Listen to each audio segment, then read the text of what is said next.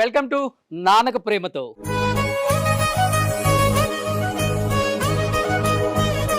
ఈరోజు మన నాన్నక ప్రేమతోకి ఒక స్పెషల్ గెస్ట్ వాళ్ళ ఫ్యామిలీతో రాబోతున్నారు.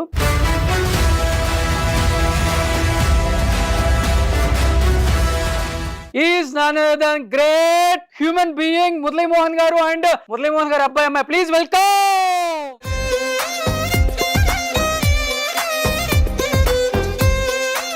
ఫస్ట్ టైం మీ ముగ్గురు ఒక ఫ్రేమ్ మీద కనిపించడం, సో సుమన్ టీవీ ఎంతో ఎంతో ఎంతో ఎంతో పుణ్యం చేసుకుందని చెప్పుకోవచ్చు. మీలాంటి లిజెండ్స్ అందరూ ఇలా కూర్చొని నాన్నక ప్రేమతో షోలో నాన్న గొప్పతనం గురించి అండ్ నాన్న పిల్లల గొప్పతనం గురించి మాట్లాడటం. రామ్మోహన్ గారు, నాన్న ప్రీవియస్ డేస్ లో ఒక 100 రూపాయలకి జీతంతో పనిచేశారు Kisan engineering college. I think ఎలా అనిపిస్తుంది అవన్నీ తలుచుకున్నప్పుడు ఈ స్థాయికి వచ్చిన తర్వాత? Without his support we are nowhere అండి. ఆయన కష్టపడిన దాంట్లో మేము 1% కష్టపడినా కూడా will be at much higher level. మేమేదో గ్రేట్ గా అచీవ్ చేసామని కాదు. Under his guidance, blessings, we are where we are. నా నుంచి అడ్వైజెస్ అంటే ఏమని చెప్తారు సార్ మీరు? చాలా డిసిప్లిన్డ్ గా ఉంటారు. పని అయిపోతే నెక్స్ట్ మినిట్ ఇంట్లో ఉండాలి అనేది ఆయన principle. Right from day 1 he was right there in the top. We are trying to reach there అండి.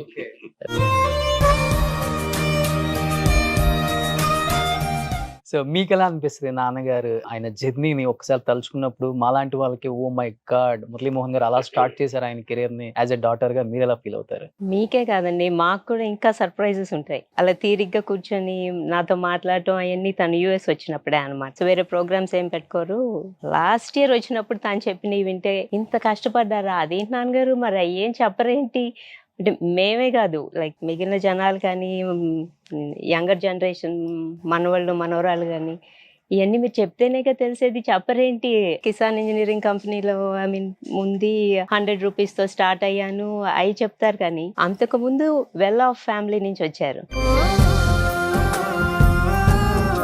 ఇంజనీరింగ్ కంపెనీలో చేస్తున్నప్పుడు కూడా నైట్ 9 వరకు వర్క్ చేసి ఆ తర్వాత క్రషర్ ఉండేది. 9 తర్వాత ఆ క్రషర్కి వెళ్ళి అక్కడ పనులు చూసుకొని 11 or 12 మళ్ళీ విజయవాడ ఇంటికి వచ్చేవాళ్ళు. ఇవన్నీ మాకు తెలీదు.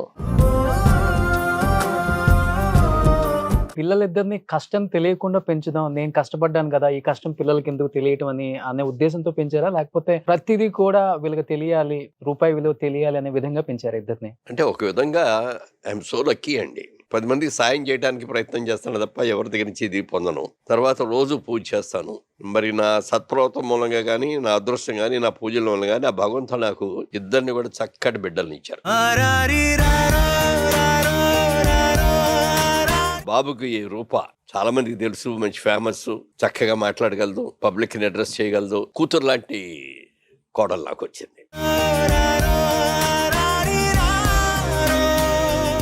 ఒకసారి షూటింగ్ నుంచి ఇంకో షూటింగ్కి వెళ్ళేవారండి. మమ్మల్ని కలవటానికి కోసమని చెన్నై స్టేషన్కి వచ్చి ఆ ట్రైన్ మారేటప్పుడు కలిసేవాళ్ళం అండి. అంత కష్టపడి వర్క్ చేశారు. బట్ ఈ టైంలో నాన్న నా పక్కన ఉంటే బాగుండు. చిన్నప్పుడు నాన్నతో చాలా మూమెంట్స్ షేర్ చేసుకుందాం అని చూస్తాం. స్కూల్ కానీ, గొడవ కానీ అన్ని నాన్నతో ఎక్కువ ఉంటది. బాగా మిస్ అయ్యారా రామ్మోహన్ గారు? ఎప్పుడు అనిపిస్తుంటది ఎప్పుడన్నా? Yeah, he never came to our schools meetings, అట్లా రాలేదు. కానీ ఆయన లేరు, పక్కన లేరు అనే ఇది లేకుండా he use to take good care of us అండి.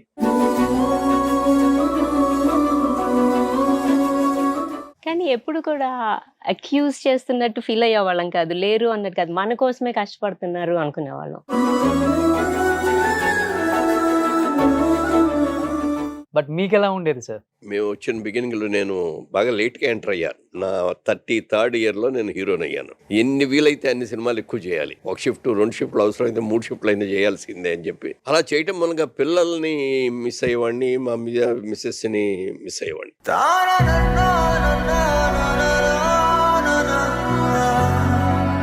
తన పెళ్లి టైంలో కూడా మీరు చాలా పార్టీలలో బిజీగా ఉన్నారు. టీడీపీలో పార్టీ ప్రకారంగా తిరగాలి అని చెప్పి తిరిగేసేవాడిని. ఓ రోజున కమ్మపాటి రామ్మోహన్ రావు మా ఆవిడికి ఫోన్ చేసి, సారీ అమ్మా మేము పెళ్లికి రాలేకపోతున్నాం, మీరు రాకపోయినా పర్వాలేదు సార్, మా ఆయన్ని పంపించడం తొందరగా ఉంది. డ్యూటీ ఫస్ట్ అనేది నా మనస్తత్వం అండి. ఇదే సిన్సియారిటీ మీకు కూడా వచ్చింది అనుకుంటా sir. Duty first yeah, family next. Family first and duty also is first. ఎందుకంటే ప్రతిదానికి వెనక చాలా శ్రమ ఉంటుంది.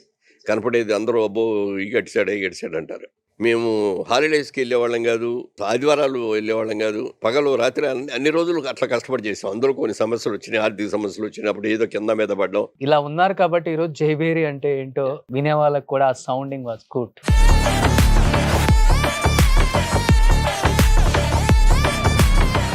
ఓ టైంలోకి వచ్చిన తర్వాత వాళ్ళు ఛార్జ్ వాళ్ళు కూడా తీసుకున్న తర్వాత నాకు సాధ్యమైనంతగా రెస్ట్ ఇవ్వడం మొదలుపెట్టారు. ఇద్దరు కలిసి చెప్పారు, ఇన్నేళ్ళు కష్టపడ్డారు కదా, చాలు ఇక మీరు కష్టపడకండి, మేము చూసుకుంటాం. ఇప్పుడు దాకా మీరు మాకు ఇచ్చింది చాలు, ఇంకా మీరు మాకేం సంపాదించి ఇవ్వక్కర్లేదు, మీరు హ్యాపీగా రెస్ట్ తీసుకోండి.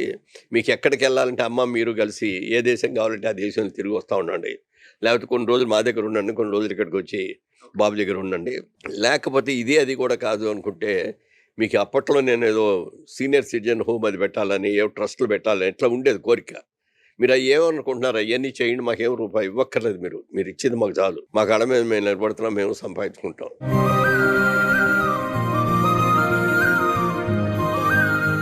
రామ్మోహన్ గారు కొన్ని ఫొటోస్ ఇక్కడ డిస్ప్లే చేస్తారు sir, good moments with your father.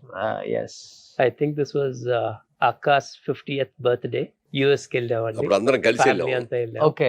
తిరిగా ఉండేవాళ్ళం కదా అప్పుడు, పెద్ద అక్కడికి వెళ్తే పెద్ద పనులే ఉండవు కదా, ఫోన్లో ఉండవు. బట్ ఎప్పుడైనా అనిపిస్తుందండి మీ ఇద్దరికి నాన్న 80+ లో కూడా కొంచెం డై చేస్తే ఈక్వల్ టు మనకు బ్రదర్ లాగే ఉంటారు?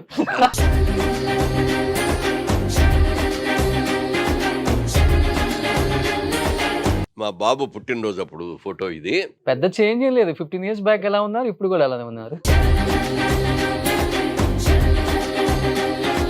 అంటే యాక్టర్స్ పిల్లలు ఎప్పుడు అదే వాతావరణంలో తిరుగుతాం కాబట్టి ఆ ఫీల్డ్ లోకి వెళ్ళాలని ఎక్కువ ఉంటుంది ఎవరికైనా కానీ. ఎందుకని సార్ మీకు సపరేట్ ట్రాక్ వద్దు నాకు ఇండస్ట్రీ అని చిన్నప్పుడు అనిపించిందా? We have seen him working for 3-4 movies in a day also. పొద్దున 6 నుంచి 9, 9 నుంచి 5 or 6, అగైన్ ఇంకో షూట్ అట్లా అండి. ఇప్పట్లాగా టైం లిమిట్ అనేది ఉండదు. అవును సార్. 10 అవనివ్వండి, 11 అవ్వండి, 12 అవ్వండి, అట్లా షూట్ చేసేవారు. All those things were different for us, but he has worked so hard. ఆ బిజీగా వర్క్ చేయడంలో ఒకటి రెండు సందర్భాల్లో మా అమ్మాయి బర్త్డే మర్చిపోయి విష్ చేయలే. నేను అప్పుడు మా ప్రెసిడెంట్గా ఉండి నా అందరి దృష్టి నా దగ్గర లిస్ట్ ఉండేది. ఏ రోజున ఎవరు బర్త్డే అయితే అక్కడి నుంచి ఫోన్ చేసాం, నాన్నగారు నాకు మాలో మెంబర్షిప్ ఇస్తారా అన్నారు. నీకెందుకమ్మా అన్న, మాలో మెంబర్షిప్లో ఉంటే నా బర్త్డే గుర్తు పెట్టుకొని చేస్తారు కదా, నాకు విషెస్ చెప్తారు కదా. 2 pillars లాగా నిలబడ్డారు. రూపా పెళ్ళైన తర్వాత మా ఇంటికి వచ్చిన నా గుర్తుకి మొదటి క్షణం నుంచి అమ్మా నాన్నగారే నేను పిలిచింది. మమ్మీ ఏ రోజున మామగారు అత్తగారు అనేది పిలవదు. She's also my daughter. అంటే లవ్ మ్యారేజ్ కదా రామ్మోహన్ గారు? అవునా? మీది సార్, మీది సార్.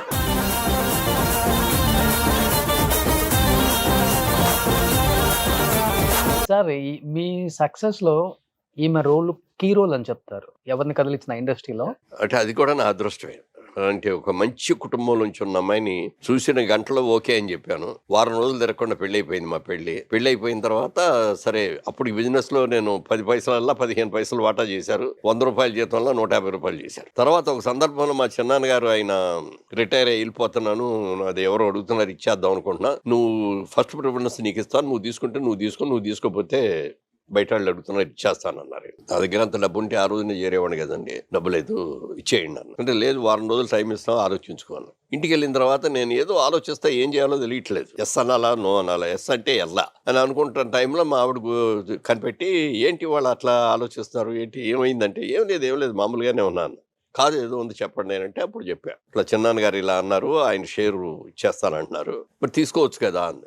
మా దగ్గర డబ్బులు ఎక్కడ ఉన్నాయి అన్న. అంటే మా పుట్టింటి వాళ్ళు నాకు 5 ఎకరాలు ల్యాండ్ ఇచ్చారు కదా, ల్యాండ్ అమ్మేద్దాం, ఆడపిల్లకి ఇచ్చిన ఆస్తి అమ్మకూడదు, ఐ డోంట్ లైక్, అది నీ పేరునే ఉండాలి తప్ప దాన్ని అమ్మటం.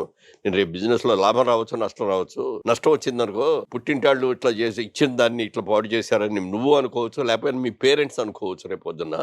అంటే లేదండి నేను కన్విన్స్ చేసి నేనే మాట్లాడతానని ఆవిడే మాట్లాడి వాళ్ళ పేరెంట్స్ మాట్లాడిన తర్వాత అబ్బాయి బుద్ధిమంతుడు బాగా చేస్తాడు కదా బిజినెస్, తీసుకోమ్మా మీకు ఇచ్చిందే కదా అని వాళ్ళే వెంటనే అమ్మేసి తీసుకొచ్చి డబ్బులు ఇచ్చారు.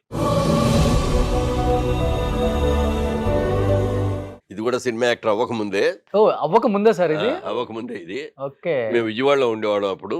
మేము నలుగురం కలిసి ఆ రోజుల్లో సినిమాలకు వెళ్తే నలుగురం కలిసి ఒకే మోటార్ బైక్ మీద సినిమాలకు వెళ్ళటం, హోటల్స్కి వెళ్ళటం. ఇప్పుడు కూడా ఎవరన్నా మోటార్ సైకిల్ మీద అట్లా నలుగురు వెళ్తా అంటే అలాగే చూస్తూ ఉంటారు అనమాట. అందరం అండి, అందరికీ అది sweet మెమరీయే.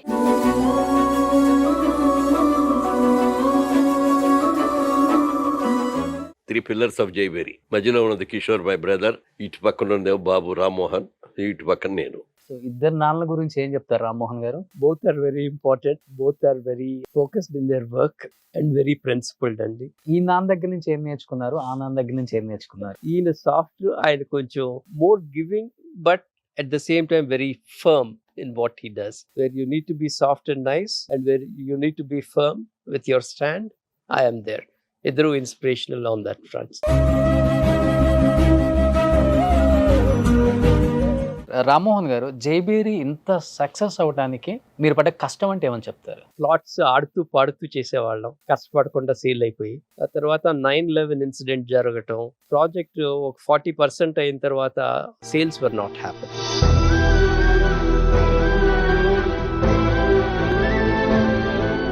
We had to sell Dream House in Chennai to complete that project.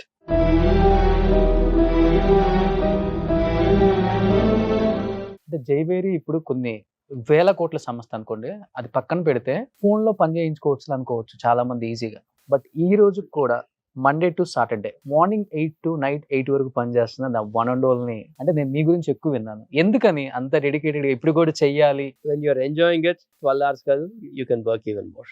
యాక్చువల్గా ఇంటికి వచ్చిన తర్వాత కూడా మళ్ళీ ఆర్కిటెక్చరల్ డైజెస్ట్లు చూస్తూ ఉంటాడు, మళ్ళీ ఆన్లైన్ మళ్ళీ అయ్యే ప్రోగ్రామ్స్ చూస్తూ ఉంటాడు about construction and all that. So he's very passionate about it. ఈ రోజు మీరు సక్సెస్ అవడానికి రీజన్ కూడా అదే. మమ్మల్ని నమ్మి వచ్చిన కస్టమర్లు హ్యాపీగా ఉండాలి తప్ప అయ్యో వీళ్ళ దగ్గర కొన్నాం వీళ్ళ దగ్గర చేసాం మనం నష్టపోయాం అనే మాట రాకూడదు అనేది అందరూ నిలబెట్టుకున్నాం. ముగ్గురం కూడా గట్టిగా నిలబెట్టుకున్నాం.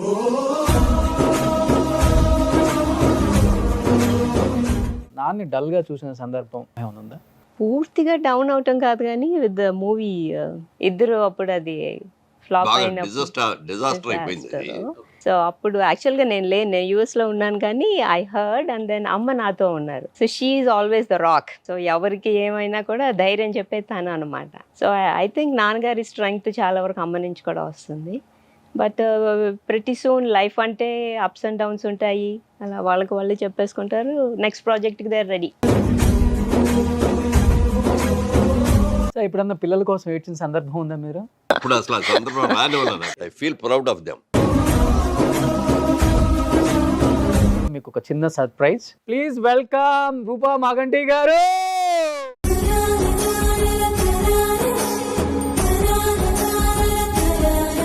ఎక్కడైనా కానీ కోడల పాత్ర అంటే కోడల పాత్ర మామగారు కోడలే ఉంటది.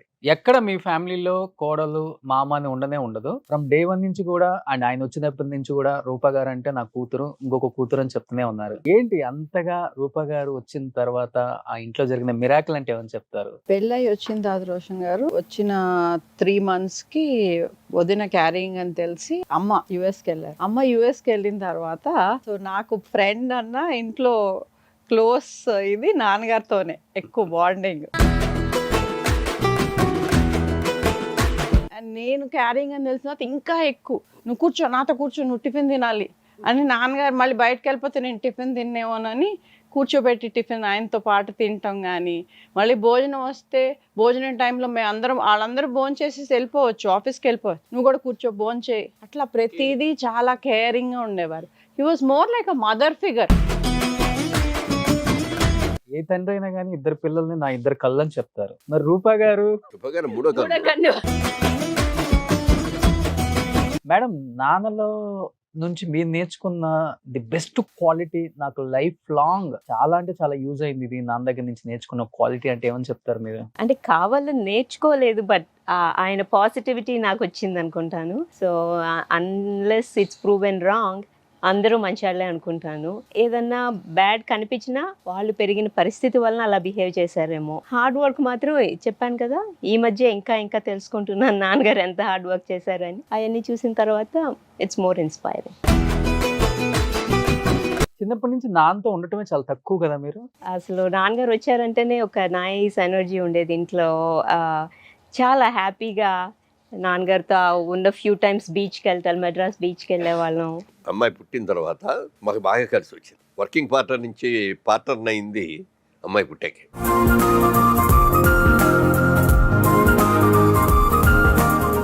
చాలా ఇళ్లలో అక్క తమ్ముళ్ళు కానీ అన్న చెల్లెళ్ళు కానీ ఒకళ్ళొకళ్ళు ప్రేమించుకుంటారు చాలా మంది. కొద్దిమంది ఆస్తుల కోసం తగాదాలు పడ్డాళ్ళని కూడా కొన్ని చూస్తా అంటే చాలా బాధ కలుగుద్ది. ఆ దేవుడి దయ వల్ల ఇక వాళ్ళిద్దరి మధ్యలో ఉన్న బాండింగ్ ఎంత అంతా కదండి. నా తమ్ముడు అని ఆవిడ చూసుకోవడం, మా అక్క అని చూసుకుంటాడు. ఇక అసలు వచ్చిన కానీ మళ్ళీ వెళ్ళే వరకు రోజు తనతోనే ఉండి వచ్చి మా ఇంట్లో ఉన్నా కూడా బాబాళ్ళ ఇల్లు వేరేకెచ్చాం. ఇల్లు మా ఆవిడ ముందే చెప్పింది, వాళ్ళు వచ్చేటప్పటికి ఇల్లు కట్టాలండి అని. 1 year ఉన్నారా? లేదు, 10 years అయింది. 10 years కలిసి ఉన్నాం. 10 years అలా అయిపోయింది. పెళ్ళి వేరే ఇంటికి వెళ్ళేటప్పుడు నాన్న మిస్ అవుతున్నా అన్న ఫీలింగ్ లేదా మేడం మీకు అప్పుడు? ఓ ఎందుకు ఉండదండి, దేశం కదా. అందులో వెళ్ళిపోయేటప్పుడు ఈవినింగ్ ఫ్లైట్ అనమాట. చుట్టాలు అందరూ వచ్చారు నన్ను సెండ్ ఆఫ్ చేయడానికి. సరే ఫొటోస్ అయితే తీయించుకుంటారు కదా, సరే నాన్నగారితో ఫోటో అన్నారు, నుంచున్నాను, ఇట్లా భుజం మెచ్చేసారు. అంతే ఇలా తలంచుకున్నాను. ఏడుపే.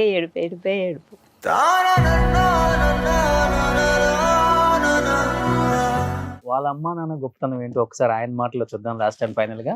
ఎన్ని ఇయర్స్ ఉన్నారు సార్ నాన్నగారు? 96 ఏళ్ళు. Mother 100 years. ఇంకో నెల అయితే 100 పూర్తి 101లోకి వచ్చేవారు. వాళ్ళ జీన్స్ మీకు వచ్చింది అయితే, అంత హెల్దీగా ఉన్నారు వాళ్ళు కూడా. మా చిన్నాన్న గారు అడిగితే నన్ను అడిగితే నేనే చెప్పా, ఏంట్రా మరి నేను నీకంటే మా పిల్లలు బ్రహ్మాండంగా సంపాదించాను, బంగారం చేశాను, వాళ్ళకి లేని ప్రేమ వాళ్ళకి లేని ఇంపార్టెన్స్ నువ్వేంట్రా మీ నాన్నకి ఇస్తున్నావు అని అడిగాడు. ఏమి ఇచ్చాడు నీకు మీ నాన్న అన్నారు. ఏమిటంటే మంచి జన్మనిచ్చారు, అద్భుతమైన జీన్స్ ఇచ్చారు, చక్కగా పెంచి పెద్ద చేశారు, ఎందుకంటే ఏం కావాలి అయితే అండి ఏ బిడ్డకైనా తండ్రి.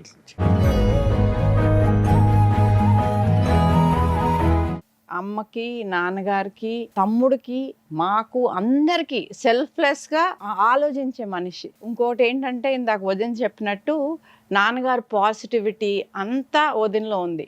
అంటే మేమంతా ఒక క్షణం కాకపోతే ఒక క్షణం ఈ మనుషులు ఏదైనా తప్పు ఉందా అని ఆలోచిస్తామేమో. వదిన ఎవరి గురించి ఎప్పుడు తప్పుగా ఆలోచించరు, అన్ని పాజిటివ్ గా చూస్తారు. ఆయన వారసత్వం ఎక్కువగా పుణికిపుచ్చుకుంది కూతురు. కొన్ని అందరం కొన్ని క్వాలిటీస్ తీసుకున్నాం. ఈయన కూడా చాలా పాజిటివ్ ఉంటారు, కానీ ఈయన కొంచెం కోపం ఉంటుందన్నమాట. అంటే గుణంతో కూడిన కోపం అది.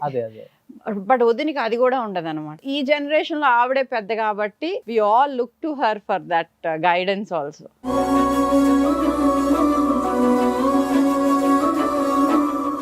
వీళ్ళకి కూతురే కాదండి, నాకు సిస్టర్ కూడా. తను పెళ్లి కాకముందే లవ్ మ్యారేజ్ కాబట్టి నాకు తెలుస్తాను. సో అక్క అని పిలుస్తా అంటే నాకు చిన్నప్పటి నుంచి వదిన పిలుపు చాలా ఇష్టం. సో అప్పుడు రాము చెప్పాడంట, అక్క వద్దు వదిన అని పిలువు, అక్కకి బాగా ఇష్టం అలా అని. సో ఉంది. ఏ టైంలో అనిపించింది 100కి 100 వేద్దాం రూపాకి, మన ఫ్యామిలీకి కరెక్ట్ అనిపించింది? తమ్ముడికి లవ్ ఎట్ ఫస్ట్ సైటో కాదో నాకు తెలియదు, కానీ నా పెళ్ళికి వచ్చింది. So she had this short hair and nice sari కట్టుకొని బొకే తీసుకొని నా పెళ్ళప్పుడు తీసుకొచ్చి నాకు ఇస్తే నేను అప్పుడే పడిపోయాను.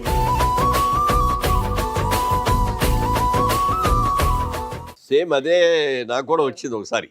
అప్పుడు వీళ్ళిద్దరికి పరిచయం ఉందని కానీ దానికంటే నాకు తెలియదు. మా బావమరిది కూతురు చిన్నప్పుడు మా ఇంట్లోనే చదువుకుంది, మా ఇంట్లోనే పెరిగింది. అమ్మాయికి సీట్ కావాల్సి వచ్చింది. ఎవరిని పట్టుకోవాలంటే ఈవిడ పట్టుకుంటే పని అవుద్ది అన్నారు. వెంటనే అడగగానే వెంటనే వచ్చింది, తీసుకెళ్ళింది, జాయిన్ చేసింది, వచ్చింది. అప్పుడు అట్లాగే ఈవిడ ఎలా అయితే ఈ బాబుడు హెయిర్, ఆ డ్రెస్సు అది చూసాబ్బా మరి చక్కగా ఉంది, ఇలాంటి అమ్మాయి మన కోళ్ళు అయితే అంత బాగుంటుంది అని అనుకున్నా.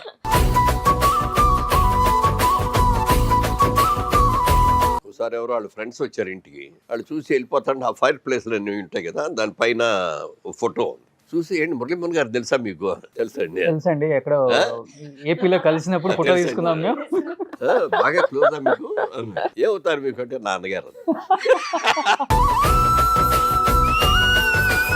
నాన్నగారు యూఎస్ వచ్చిన గార్డెనింగ్ చేయటం కానీ, గ్రోసరీస్కి రావటం కానీ, కాస్ట్కోని అక్కడికి రావటం అని. ఒకసారి నాన్నగారు అక్కడ కాస్ట్కోలో బట్టలు చూస్తున్నారు, నేను ఇంకొంచెం దూరంలో ఇంకేదో చూస్తుంటే నాన్నగారు మధు ఈ షర్ట్ బాగుందా అని అడుగుతున్నారు, నేను ఆన్సర్ చేస్తున్నాను. ఎవరో ఒక ఆయన అలా చూస్తా, తెలుగు ఆయన నా దగ్గరకు వచ్చి, ఏమండి మీ ఫాదర్ మురళీమోహన్ గారు లాగా ఉన్నారండి.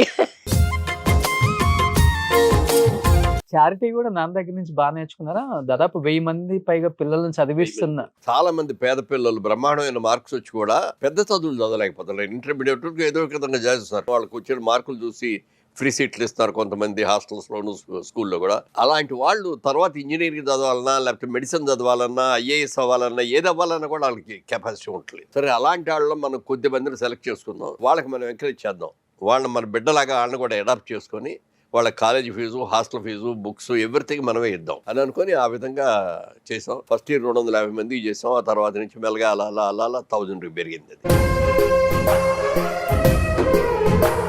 మీరంటే దేవుడు చల్లని చూపు చూడటం వల్ల ఇంత దూరం వచ్చారు, పిల్లలకి ఒక మంచి లైఫ్ ఇవ్వగలిగారు. బట్ మీ ఫాదర్ మీకోసం పడ్డ స్ట్రగుల్స్ అంటే ఏమని చెప్తారు? యాక్చువల్గా మాది వెస్ట్ గోదావరి పాత లెక్కలో, ఇప్పుడైతే ఏలూరు జిల్లా. మా నాన్నగారి పేరు మాగండి మాధవరావు గారు. ఆయన నన్ను ఇంజనీరింగ్ చేయాలని కోరిక ఆయనకి. నాకేమో బిజినెస్ మ్యాన్ అవ్వాలని నా కోరిక. ఇంటర్మీడియట్ ఫెయిల్ అయ్యాను. కష్టపడే చదివేవాడిని కానీ ఎందుకో ఎగ్జామినేషన్ రాగానే చదివిని కూడా మర్చిపోయాను. తర్వాత నా ఆలోచన అంతా బిజినెస్ మ్యాన్, ఏదో బిజినెస్లోకి వెళ్ళాలనే కోరిక. అప్పటికి ఆడపిల్లలు 2 పెళ్ళిళ్ళు అయ్యేటప్పటికి చేతిలో డబ్బులు లేవు. బిజినెస్ చేద్దామంటే డబ్బులు లేవు, ఉద్యోగం చేద్దామంటే డిగ్రీ లేదు.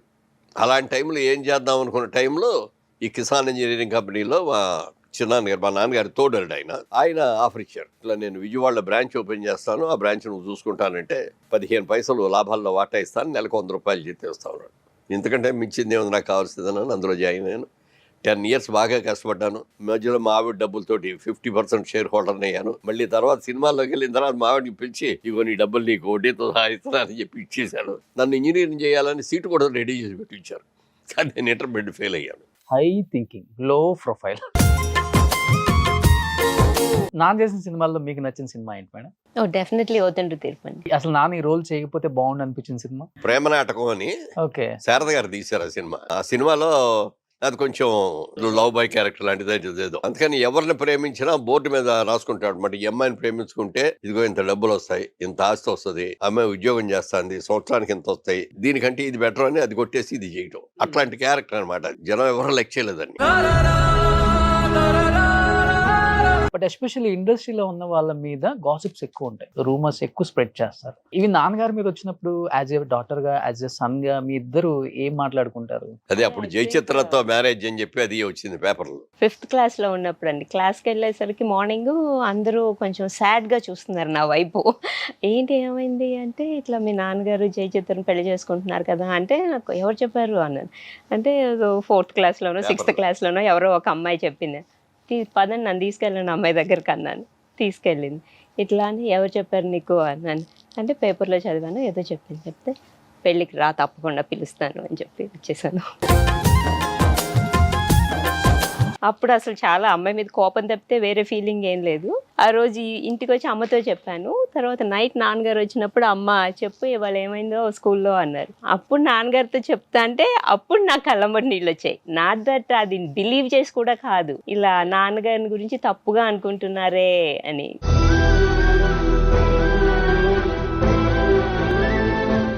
ఇది వచ్చినప్పుడు జయచిత్ర పెళ్లి అన్నప్పుడు నేను ఇంటికి వెళ్ళేటప్పుడు ఇల్లు కామ్గా ఉంది, క్వైట్గా. ఏదో గొడవలు జరుగుతూ ఉంటాయేమో ఇంట్లో, అది ఎలాగనే ఏడుపులు పెడపప్పులు ఉంటాయేమో అని అనుకున్నా. ఏమీ లేదు, క్వైట్గా ఉంది. ఎలాగనే స్నానం చేయండి అంది. స్నానం చేసి వచ్చాను, భోజనం పెట్టింది, భోజనం చేశాను, పడుకున్నాం. ఒక ఇన్సిడెంట్ జరిగింది అన్న. ఏంటి అంది. ఇట్లా జరిగింది అన్న. తెలుసు అన్న. మరి తెలిస్తే అడగలేదు ఏంటి అన్న. నాకేమన్నా అనుమానం ఉంటే కదా మీ మీద అడగడానికి, అలాంటి పనులు మీరు చేయరనే సంగతి నాకు తెలుసు. కూతురు ఇలా అందంట, స్కూల్లో ఎవరో అడిగితే వాళ్ళ మీద కోపంతో పెళ్లికి పిలుస్తాను వస్తావా అని అందంట. అప్పుడు అనిపించింది ఆ క్షణంలో నాకు, ఇంత ప్రేమించే భార్య, ఇంత ప్రేమించే బిడ్డలు, నా మీద ఇంత నమ్మకం ఉన్నప్పుడు ఈ నమ్మకాన్ని నేను జీవితాంతం నిలబెట్టుకోవాలి. ఎప్పుడూ కూడా నా భార్య కానీ నా పిల్లలు కానీ ఎవ్వరూ కూడా ఇదిగో ఈయన్ని మా నాన్న అయినందుకు మేము ఇట్లాంటి చెడ్డ పేరు వచ్చింది, ఆయన మూలంగా మేము ఇన్ని కష్టాలు పడ్డాను నా బిడ్డలు అనుకోకూడదు, ఈయన పెళ్లి చేసుకోవటం మూలంగా నా జీవితం నాశనం అయిపోయిందని నా భార్య అనిపించుకోకూడదు అని చెప్పి ఆ రోజు నుంచి ఈ రోజు వరకు కూడా చాలా జాగ్రత్తగా ఉన్నాను. ఇప్పటికీ కూడా అలాగే పెట్టి. Super, great father.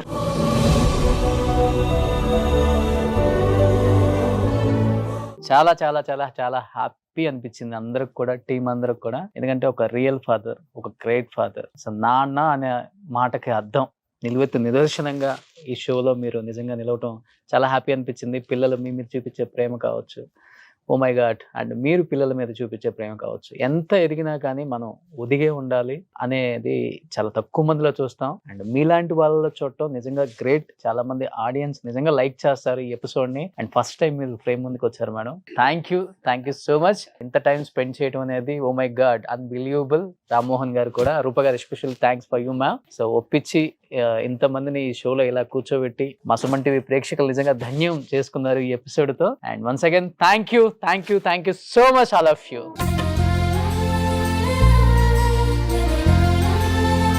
So so లాస్ట్గా మీ ఆటోగ్రాఫ్ అండ్ ఒక కేక్ కటింగ్ చేసుకొని ఫినిష్ చేద్దాం.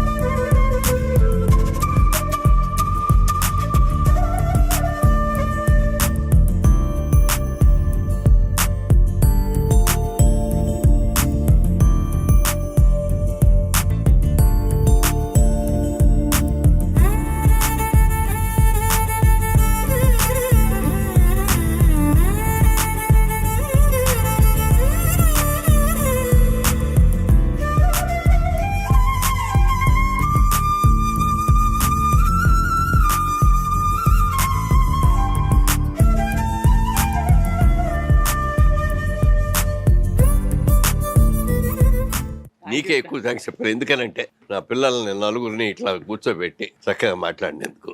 ఒక్క మా అల్లుడు గారు లేరు అనేది మాత్రం కొంచెం మనసులో ఉంది, కానీ బట్ ఈ కూతురు. ఇప్పుడు ఈ కూతురు వచ్చారు కాబట్టి ఏం చెప్తారు నాన్నగారి గురించి ఒక మాటలో? ఎన్నో జన్మల అదృష్టం చేసుకుంటే ఇంత పరిపూర్ణమైన ఒక జీవితం లివ్ చేసిన ఒక మనిషి స్ఫూర్తి మాకందరికి దొరకటం మా అదృష్టం.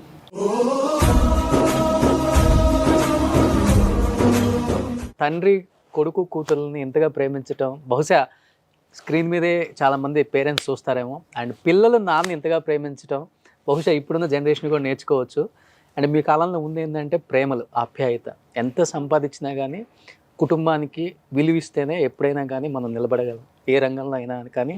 ఇలాంటి వాళ్ళని చూసినప్పుడే తెలుస్తుంది. ఎస్పెషల్లీ రామ్మోహన్ గారు, special thanks to you sir. చాలా బిజీ షెడ్యూల్లో వచ్చారు.